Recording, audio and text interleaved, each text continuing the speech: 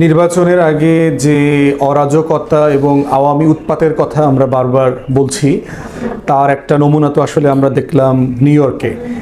এবং নিউ ইয়র্কের বিষয় নিয়ে এর আগে আমি কথা বলেছি যে ওখানকার আওয়ামী যে বদমাইশ টাইপের লোকজন আছে, সেই লোকজনরা যে অভদ্র কাজগুলো করেছে তাদের প্রতিবাদ করবার অধিকারকে আমি বারবার বলেছি, তাদের অধিকার আছে। কিন্তু যে কাজগুলো করেছে এগুলো প্রতিবাদের থেকে খুবই অভদ্র জায়গায় চলে গেছে। প্রবাস জীবনের কি কষ্ট সেটা আমরা জানি। একটা মানুষ কত কষ্ট করে বিদেশে যায়, পরিশ্রম করে, কাজ করে, সেটেল হয়, এবং সেখানে যখন তারা এই অভদ্র আচরণগুলো করে শুধুমাত্র দলের লোকদের খুশি করবার জন্য। আবার কেউ কেউ আছে এগুলো করে কিন্তু ছবি তোলে, অ্যাসাইলাম অ্যাপ্লিকেশন করে। এগুলো লন্ডনে আমি দেখেছি। অ্যাসাইলাম, যেহেতু আমি শত শত অ্যাসাইলামের ম্যাটার ডিল করেছি, ইচ্ছা করে মানে যে সে প্রতিবাদ করে তার বাংলাদেশে ফিরে যাওয়াটা এখন হুমকি, সে অমুকের বিরুদ্ধে কথা বলেছে, অমুকের বিরুদ্ধে এই অন্যায় কাজটা করেছে। কিন্তু ফৌজদারি অপরাধ করে আপনি পাবলিক প্লেসে যে অভদ্র আচরণ সেগুলো তৈরি করে এরপরে আপনি ওইটার বেনিফিট ওখানকার কোর্ট থেকে নেবেন, ব্যাপারটাকে এত সাদামাঠা দেখবার কোনো সুযোগ নাই। বাস্তবতা অনেক ডিফারেন্ট। আমার ইংল্যান্ডের অ্যাসাইলাম ডিল করবার যে অভিজ্ঞতা সেখান থেকে দেখেছি। অতএব এই আওয়ামী উৎপাতকারীদের মাথায় রাখতে হবে যে আপনাদের এই কাজগুলো দেশেরও ক্ষতি হচ্ছে, আপনার নিজেরও ক্ষতি হবে। এবং সরকার যেহেতু এটাকে খুব সিরিয়াসলি নিয়েছে, নিউ ইয়র্ক সহ বিভিন্ন জায়গার পুলিশ প্রশাসন আমেরিকাতে এগুলোর অ্যাকশনে যাবে। অতএব সেই জায়গাগুলো মাথায় রাখবেন। বাট ইকুয়ালি অনেকে দাবি করছে তাদের পরিবারকে হেনস্থা করা, বাংলাদেশে গ্রেফতার করা, এই কাজগুলো করার আমি পক্ষপাতে না। কারণ পরিবারের সদস্যরা এই অন্যায় কাজটা করে নাই। সে হয়তো ওই দুষ্ট লোকের আত্মীয় স্বজন, বাবা মা, ছেলে মেয়ে হতে পারে, কিন্তু এই অন্যায় কাজের সাথে সে জড়িত না। অতএব যিনি জড়িত না তাকে এই ফৌজদারি অপরাধের মানে শাস্তি দেওয়া অথবা তাকে হুমকি দেওয়া, তার বাড়িতে র্যাবের গাড়ি পাঠানো, পুলিশ দিয়ে খোঁজখবর নেওয়া, এগুলো করাটা খুবই অন্যায় কাজ হবে, এটা ন্যায্য কাজ হবে না। যে উপকরণটা আজকে টাচ করতে চাই সেটা হচ্ছে যে সরকারের পররাষ্ট্র মন্ত্রণালয়ের বেশ কিছু কর্মকর্তা এই সিন্ডিকেট আকারে এই কাজটা করতে দিচ্ছে, ঘটনা ঘটেছে। আপনারা যদি দেখেন যে মির্জা ফখরুল ইসলাম সাহেব যখন বের হয়ে এসছেন, জামাত শিবিরের সাবেক শিবিরের নেতারা যারা পিছনে ডক্টর তাহের সাহেবকে কর্ডন করে আনছেন, সেই সময়টাতে একজন সুটটাই পরা একটা লোক মির্জা ফখরুল সাহেবকে হাত টান দিয়েছে, এদিকে আসেন, এরকম এদিকে আসেন, আমার সাথে আসেন। এবং এই লোকটাকে পরে আইডেন্টিফাই করা হয়েছে দেখলাম নিউ ইয়র্কে, আপনার বাংলাদেশের যে ওয়াশিংটনে যে আমাদের যে দূতাবাস আছে সেখানে কাউন্সিলর শোয়েব আবদুল্লাহ নামে। সে একসময় জহুরুল হক হলে অথবা ফজলুল হক হলে সায়েন্স ফ্যাকাল্টিতে ছাত্রলীগের কমিটিতে ছিল, সহ সম্পাদক অথবা সহসভাপতি হোয়াটএভার। এবং এটা খতিয়ে দেখা দরকার। এই লোকটাই মিসগাইড করেছে। এর সাথে এই লোকটাকে কিন্তু ইতিমধ্যে ট্রান্সফার করে নেপালে ডেপুটি অ্যাম্বাসেডর করা হয়েছিল। তার এত ক্ষমতা, বর্তমানে যে রাষ্ট্রদূত আছেন সেই সালাউদ্দিন নোমান চৌধুরী, উনি তাকে সেই নেপাল থেকে আবার ওয়াশিংটনে আমেরিকাতে ফেরত নিয়ে গেছেন এই প্রোটোকল ডিল করবার জন্য। এবং এর সাথে আরও একজনের নাম আসছে দেখলাম। এবং এই বর্তমান যে রাষ্ট্রদূত, সে কে দেখবেন 2018 সালে যে রাতের ভোট হয়েছে, এই রাতের ভোটে নির্বাচনের পরে সারা দুনিয়ার মানুষকে লেজিটিমেসি তৈরি করবার জন্য, ডিপ্লোম্যাটদেরকে বোঝানোর জন্য যা যা করবার চেষ্টা, এটা সে চেষ্টা করেছে। আরেকজন কর্মকর্তার কথা এসছে, তার নাম হচ্ছে শাহ আসিফ রহমান। তিনি হচ্ছে জাতিসংঘের যে নিউ ইয়র্কে আমাদের স্থায়ী দপ্তর আছে সেখানে কাজ করেন, এবং আওয়ামী লীগের সাবেক যিনি পররাষ্ট্রমন্ত্রী তার সাথেও তিনি সেক্রেটারি হিসাবে কাজ করেছেন লম্বা সময়। অতএব এই যে লোকগুলো, এবং দেখেন যে জটলাটা কিভাবে পাকাইছে। যে প্রথম জিনিসটা ছিল যে সবাই ভিআইপি গেট দিয়ে প্রফেসর ইউনূসের সাথে বের হয়ে যাবেন যেহেতু রাষ্ট্রের মেহমান। সরকার যে বক্তব্যটা দিয়েছে, তারা ভিসা জটিলতার কারণে, আগে পরে ভিসার হওয়ার কারণে, নাম সময় মতো না পৌঁছার কারণে, সিকিউরিটি ভেটিং না করার কারণে ভিআইপি গেট থেকে ভিভিআইপি লাউঞ্জ দিয়ে, যেটা প্রফেসর ইউনূসকে তার টিম সহ নিয়ে গেছে, ওনাদেরকে তারা মিস করেছে। আমরা যদিও মনে করি যুক্তিটা, এই কাজটা, এই বক্তব্যটা খুবই দুর্বল একটা বক্তব্য এবং মানে খুবই অগ্রহণযোগ্য আর কি। আমরা মনে করি যে ওনাদের এটা সিরিয়াসলি খতিয়ে দেখা দরকার। বিষয়টা কি এরকম না আসলে প্রোটোকলে ওনাদের নাম বাদ দেওয়া হয়েছে? এই যারা যারা এখানে জড়িত, এই যে ক্রিমিনাল গ্যাং যেটা দেখলাম এখানে, শোয়েব আবদুল্লাহ, তারপরে সালাউদ্দিন চৌধুরী, এই যারা রাষ্ট্রদূত যাচ্ছে, এই গ্যাং মিলে এই কাজটা করেছে কিনা সেটা পররাষ্ট্র মন্ত্রণালয়কে সিরিয়াসলি ইনভেস্টিগেশন করে এটা উত্তর দিতে হবে। কারণ এটা কোনো হাস্যকর হেলা খেলার বিষয় না, এটা হবে, আমরা সবাই জানি এই ধরনের ঘটনা ঘটবে। এটা প্রিয়াম করাটা, এটা সায়েন্স মানে সায়েন্টিফিক ইনোভেশনের, রকেট সায়েন্সের মতো কোনো ব্যাপার না আর কি। তো সেইটা একটা গুরুত্বপূর্ণ জায়গা, আমাদেরকে ভেবে দেখা দরকার যে কারা মির্জা ফখরুল সাহেবকে, এরপরে বিএনপির লোকদেরকে তারা মেসেজ দিয়েছে যে ওনারা ভিভিআইপি গেট দিয়ে বের হয়ে যাবে, আপনারা চলে যান। তো বিএনপি নেতাকর্মীরা অনেকে চলে গেছে। তারপরে আবার বলা হয়েছে যে ওনাদেরকে 4 নম্বর গেটে আসতে বলেন, কিন্তু তাদেরকে আসলে 8 নম্বর গেট দিয়ে বের করা হচ্ছে, যেখানে আসলে আওয়ামী লীগ ছাত্রলীগের লোকজন অপেক্ষা করছিল।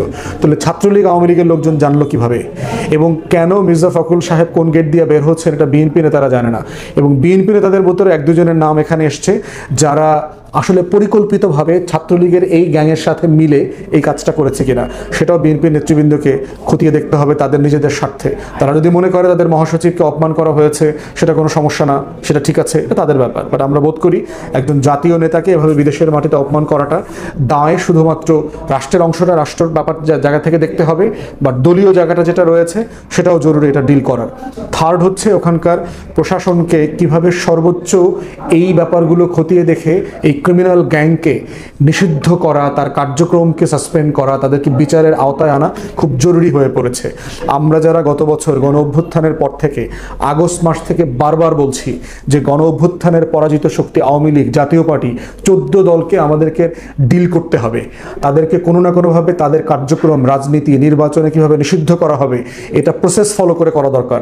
গণতদন্ত কমিশনের যে রূপরেখা, আমি পুরো কাঠামো পর্যন্ত বলেছি, 7টা-8টা অপশন পর্যন্ত আমি এর আগে বলেছি, এর কোনোটাই অন্তর্বর্তীকালীন সরকার করে নাই।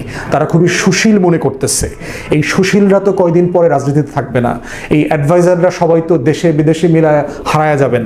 তরুণ অ্যাডভাইজাররা ছাড়া কেউ তো বাংলাদেশের রাজনীতিতে থাকবেন না। আমরা যারা গণ অভ্যুত্থানে আওয়ামী লীগের বিরুদ্ধে কথা বলেছি, আওয়াজ তুলেছি, আমাদেরকে সম্মিলিতভাবে এই বিপদের মুখে ফেলে দিচ্ছে এই অন্তর্বর্তীকালীন সরকার, তাদের দুর্বল আচরণ আওয়ামী লীগের ব্যাপারে, জাতীয় পার্টির ব্যাপারে। এবং এখন পর্যন্ত ভিপি নূরের বিষয়টা দেখলাম যে সেনা সদস্য, তারপরে পুলিশ সদস্য কাউকে বিচারের আওতায় আনা হয় নাই। এবং এটা রেজাল্ট কি?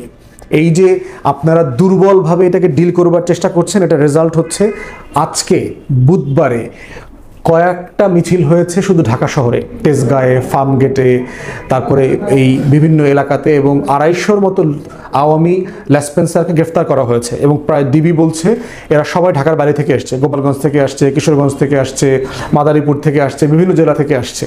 তা আসছে মানে কি? এসালমের টাকা এখানে পড়ছে না, এদের গাড়ি ভাড়া দেওয়া হয়েছে না, এদেরকে নোট সাপ্লাই দেওয়া হয়েছে না। তো এসালমের টাকা, অরাজকতার টাকা যে কাজ করতেছে এটা কিন্তু আমরা অলরেডি দেখতে পাচ্ছি।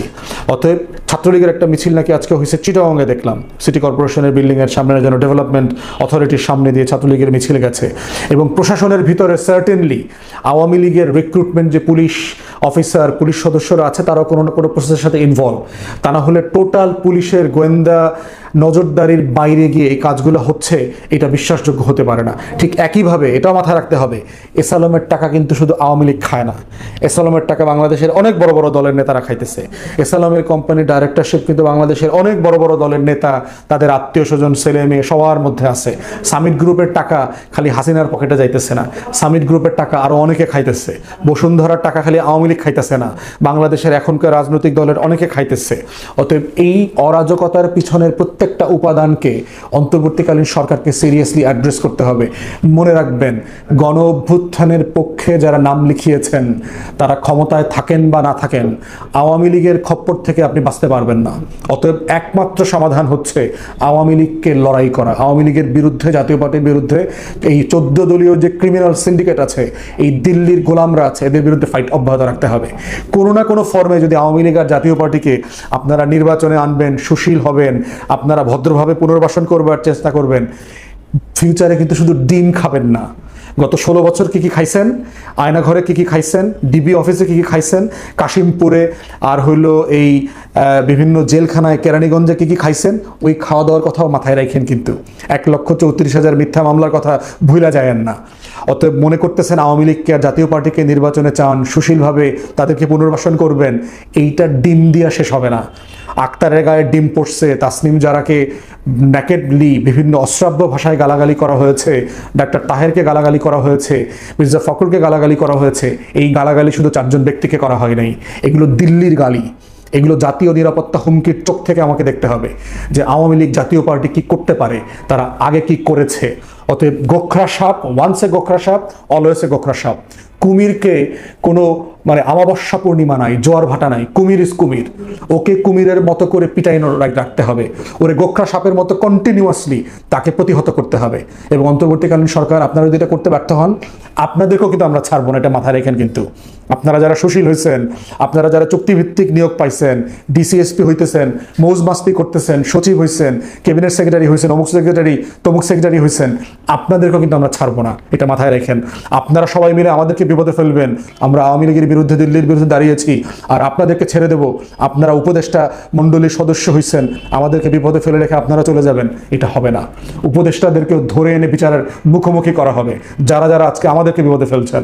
অতএব খুবই সতর্কতার সাথে আপনারা সিদ্ধান্ত নেবেন এবং ডিসাইসিভলি নেবেন, তা না হলে নির্বাচন কিন্তু আপনারা ভালোভাবে করতে পারবেন না। বাংলাদেশ সবাই মিলে আমরা বিপদে পড়ব। অতএব এই আওয়ামী উৎপাতের যে রাজনীতি, এই রাজনীতিকে রাজনীতির ভাষায় অ্যাড্রেস করতে হবে। এখানটা কোনোভাবে দুর্বল ভূমিকা আমরা দেখতে চাই না। প্রফেসর ইউনূস সাহেব, দয়া করে সাবধান হন, ইতিহাস থেকে শেখেন। আপনার সম্মানজনক মর্যাদাসম্মত সফট অ্যাপ্রোচ আওয়ামী লীগের ক্ষেত্রে খাটবে না, জাতীয় পার্টি 14 দলের ক্ষেত্রে খাটবে না, বিদেশিরা আপনাকে বাঁচাইতে পারবে না, শুধুমাত্র পারবে এই দেশের মানুষ, গণ অভ্যুত্থানের পক্ষের ছাত্র জনতা, সিপাহীরা। তাদের উপরে ভরসা করেন, সঠিক এবং কঠিন সিদ্ধান্তটা নেন দয়া করে। ধন্যবাদ।